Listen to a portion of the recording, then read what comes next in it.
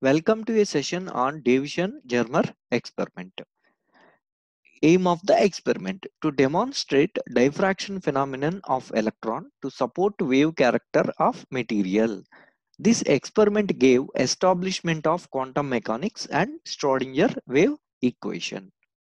According to de Broglie's hypothesis, particles like electrons must have wave-like characteristics and should obey the properties of ordinary light like reflection, refraction, and diffraction. Let us now discuss the experimental evidence for the wave nature of electrons. In this experiment, the electron is used as a particle because of its easy generation and detection. The first experimental evidence of matter waves was given by American physicists Davison and Germer in 1927. The experimental arrangement is shown below. Let us discuss the working. It consists of a low tension battery LT and it is connected to a tungsten filament F. If we switch on the low tension battery, this filament will get heat up and it emits the electron throughout its length. So it produces a broad beam of electrons. To convert this broad beam of electrons into narrow fine pencil beam of electrons, we are passing these electrons to two aluminum diaphragms or two slits D1 and D2. After passing through these two slits D1 and D2, broad beam of electrons become narrow beam of electrons. They passes through aluminum cylinder after they came out from D2. This aluminum cylinder A is connected to positive terminal of the high tension battery. Because of this reason, the electrons got accelerated because electrons are negatively charged particle and this aluminum cylinder is given to the positive terminal. So due to this, the electrons are accelerated. These accelerated electrons are allowed to fall on this nickel crystal N. This is a nickel crystal N. And this nickel crystal N is connected to a handle H. By rotating the handle H, we can rotate the nickel crystal also.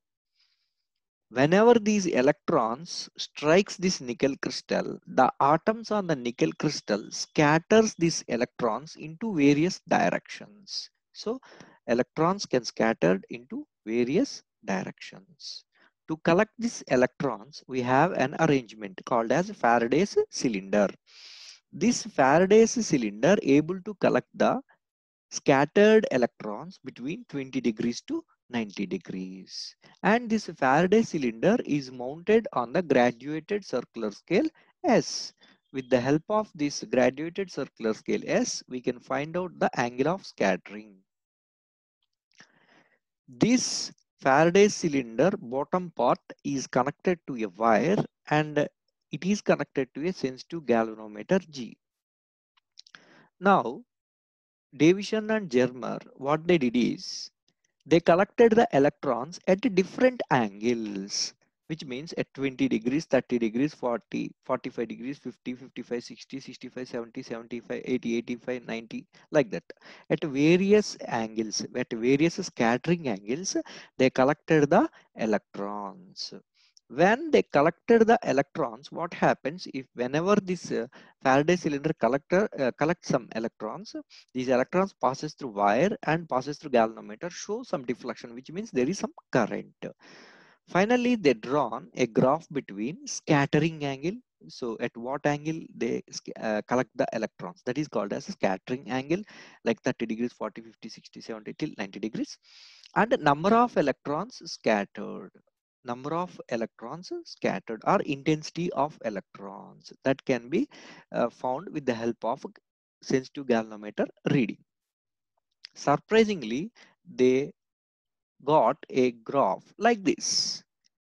So this is very similar to the graph of diffraction. What they suspect is electrons might behave as waves and produce diffraction pattern. What are the highlights of this graph is the intensity of the scattered electron beam is highest at phi is equal to 50 degrees, scattering angle of 50 degrees, and at a high tension battery of 54 volts. So they suspected, so let me explain elaborately. What they suspected is electrons got diffracted by these atoms of the nickel crystal at a particular angle, so that they produced a diffraction pattern like this. This is very similar to the diffraction pattern of light. If electrons acts as a waves and if they produces a diffraction pattern like this, then they should have certain wavelength. So they calculated the wavelength of the electrons according to the following theory. This is the incident electron beam, and this is the one plane on the nickel crystal, and this is the scattered electron beam. Whenever incident electron beam falls on an atom of the nickel crystal diffract or scatter this electron beam at a particular angle. Phi is equal to 50 degrees. Why you taken phi is equal to 50 degrees only?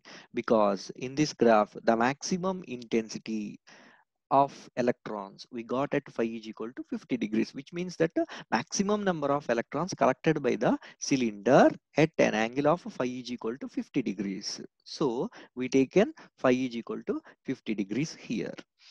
Then the angle between incident electron beam and this plane is called as angle of incidence. This is theta. Then this is angle of reflection. So this is also theta. According to rules of light, angle of incidence is equal to angle of reflection. So if angle of incidence is theta, then angle of reflection is also theta, and this is scattering angle. So the total angle is 180 degrees. Here this is a half circle. The total angle is 180 degrees. Theta plus phi plus theta is equal to 180 degrees. We know that phi is equal to 50 degrees. By substituting phi is equal to 50 degrees, theta plus theta is equal to 2 theta. 2 theta plus 50 degrees is equal to 180 degrees. From this, 2 theta is equal to 180 minus 50 degrees, that is 130 degrees. So theta is equal to 130 divided by 2, which is equals to 65 degrees. So what is this theta? Theta is called as angle of diffraction. Electrons got diffracted at an angle of 65 degrees, which is different from the scattering angle 50 degrees. They calculated the wavelength of the electron waves based on the Bragg's diffraction law. What is Bragg's diffraction law? 2d sin theta equals to n lambda. Here 2 is a numerical, d is interplanar spacing. What is interplanar spacing? So this is one plane on the nickel crystal. This is the another plane on the nickel crystal. Like this, we can draw infinite number of planes in the nickel crystal. So the perpendicular distance between any two successive planes is called as interplanar spacing d. So this is interplanar spacing d. It is found that the d value for the nickel crystal is 0.0909 nanometers. Sin theta, here we got theta as previously we got theta diffraction angle as 65 degrees. For the first order diffraction, n is equals to 1, and we need to calculate lambda. So lambda is equals to, by putting n is equal to 1, only we have lambda. So lambda is equal to 2. 2 into d. D value is 0.0909 nanometers into sine theta. Diffraction angle, we got it as 65 degrees. So 2 into, if nanometers are converted into angstroms, then we got 10 power minus 10 into sine 65. If we calculate, we would get lambda is equal to 1.648 angstroms. So Davison and Germer thought that the electron might behave as a wave and they produce a diffraction pattern, so that we got a graph like this.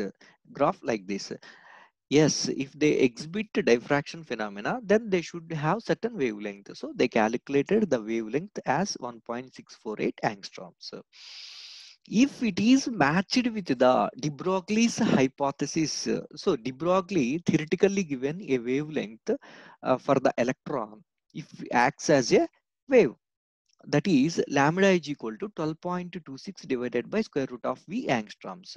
So they calculated wavelength according to the de Broglie's hypothesis. Lambda is equal to 12.26 divided by V, potential difference. So here the potential, this graph, this particular graph we got at 54 volts. This high tension battery maintained at 54 volts.